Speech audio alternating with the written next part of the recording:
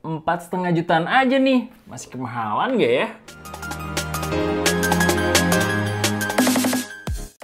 Hai Smart Buyer, gue Rizky. Kali ini kita akan melakukan full review untuk Realme 8 Pro. Kira-kira gimana dengan performanya? Let's check this out. Dari segi desain, menurut kita Realme seperti mau keluar dari zona nyamannya. Kalau boleh dibilang cukup agresif.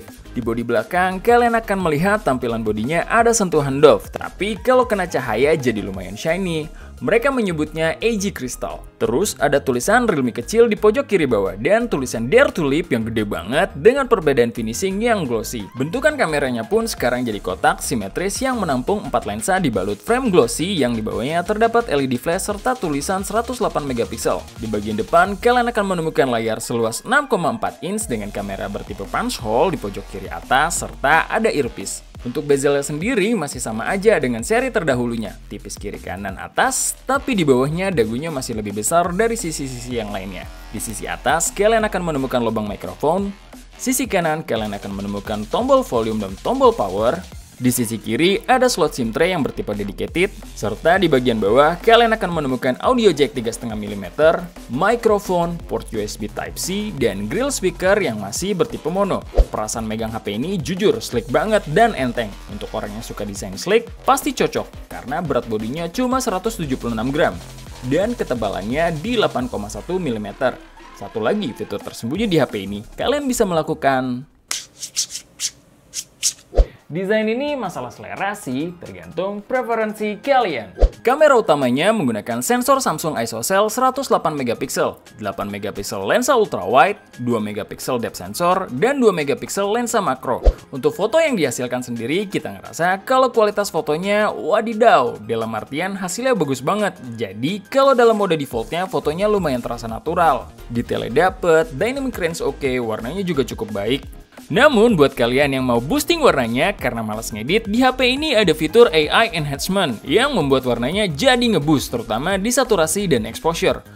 Memang bukan selera semua orang karena warnanya beneran heboh. Selain itu, untuk lensa ultrawide-nya sendiri cukup menawarkan opsi untuk pengambilan gambar.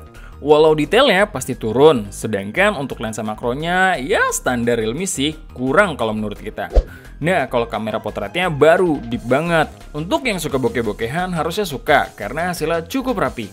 Untuk kondisi low light, baru nih pixel gede jadi pembeda. Hasilnya emang harus diakui detailnya bagus banget, padahal cahayanya minim. Apalagi kalau ditambah dengan fitur night mode yang menambah tingkat kecerahannya. Pindah ke perekaman video, maksimal bisa merekam di 4K. Terus ada 1080p 60fps yang hasilnya lumayan stabil, walau tanpa ultra steady. Saat ultra steady-nya diaktifkan, jadi berasa banget stabil ya. Fokusnya juga nggak lama, jadi lumayan banget lah. Dan ini 1080p dengan ultra steady. Waduh, stabil banget. Hasilnya bagus loh. Coba kita cek fokus.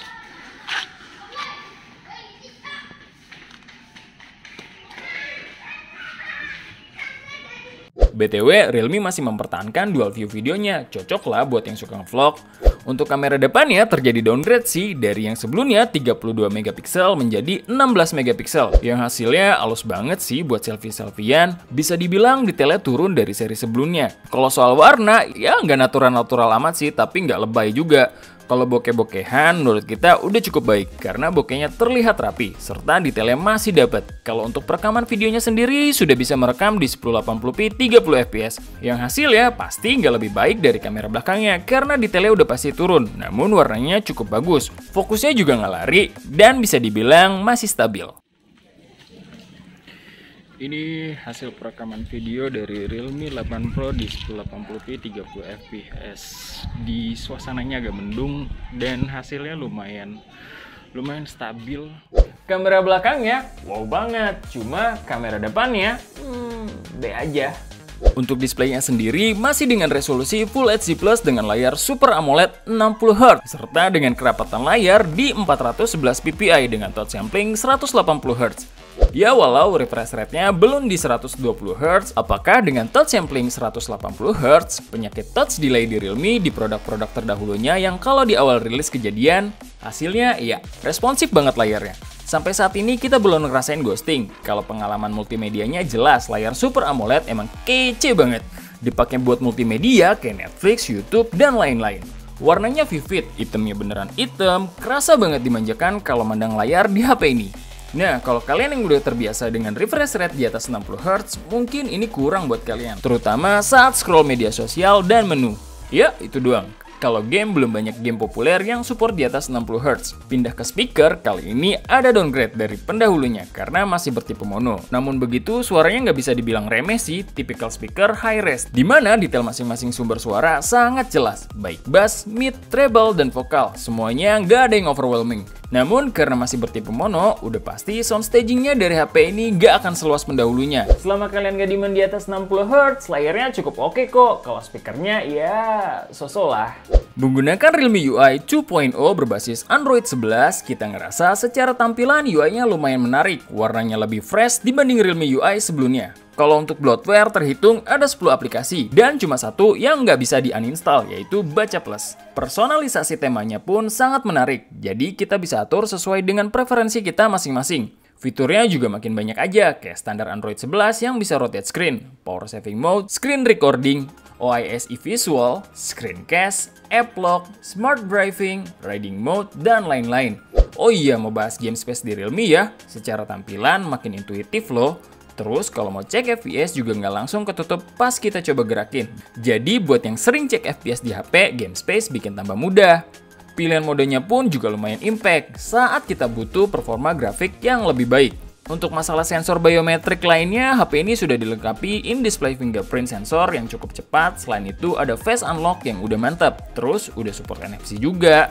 UI-nya sekarang lumayan serius loh. Untuk urusan baterai, Realme 8 Pro membawa kapasitas baterai di 4500 mAh.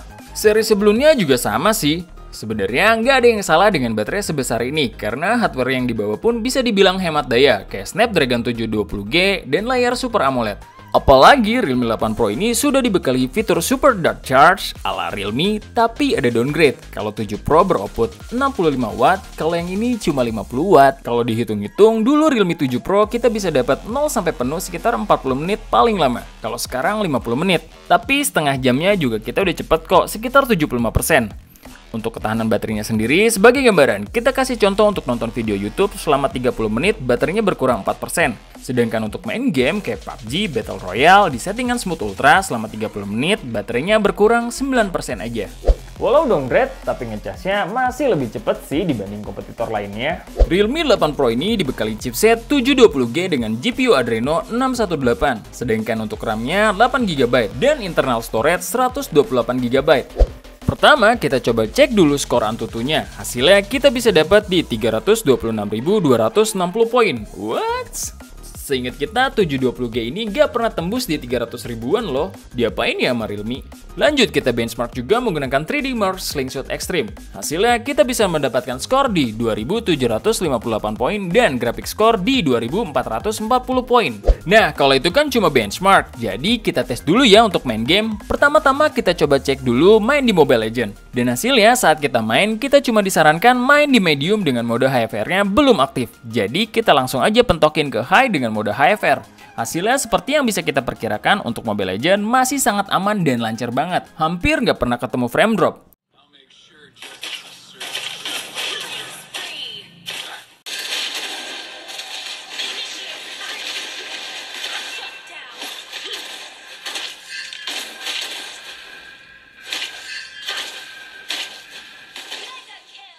Pindah ke PUBG Mobile. Saat pertama kali buka, kita bisa main di HD High. Kalau di settingan ini, main di arena juga masih sanggup dan lancar.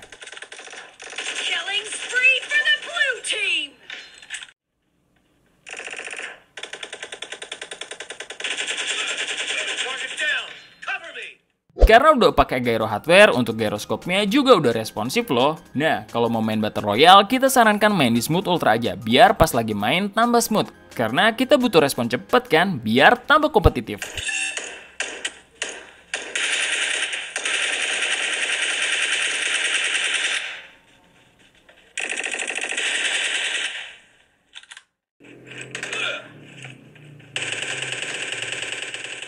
Dan game terakhir yang akan kita coba yaitu Genshin Impact. Saat pertama buka, kita disarankan main di settingan low 30 fps. Penasaran, kita coba main di highest 60 fps. Hasilnya lumayan lah, walau FPS-nya nggak pernah tembus 60 fps, jadi lumayan berasa nge-lag-nya.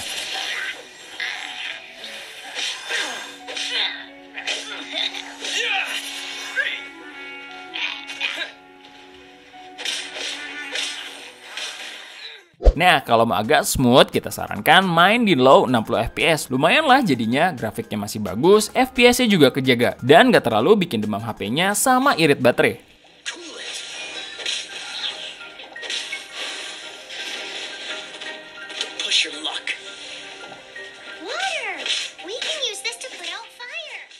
Jujur, ekspektasi kita ada peningkatan chipset. Ya, mungkin karena harga startnya nggak kayak sebelumnya.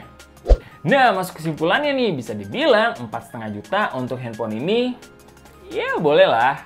Pertama dari desain, jujur ini preferensi masing-masing, tapi sleek dan entengnya dari HP ini patut diapresiasi. Displaynya juga udah mantep, walau refresh rate-nya standar. Software sendiri juga udah oke, karena sudah membawa Android 11 dengan Realme UI 2.0. Kalau untuk performa ngegame-nya masih sama aja dengan Realme 7 Pro. Paling yang terjadi peningkatan signifikan yaitu di sektor kamera belakangnya, yang wadidaw. Kalau yang jadi downgrade paling di sektor speaker, dimana di seri sebelumnya kita puji habis-habisan, tapi di sini jadi standar aja. Terus di sektor baterai, walau baterainya masih sama, tapi di sektor pengecasannya downgrade sih, walau nggak major. Terakhir di kamera selfie-nya, yang cuma membawa 16 megapiksel aja. Dan lagi-lagi keputusan di tangan kalian. And that's all. Sebelum pamit, ingat, research before you buy and be smart buyer. See ya!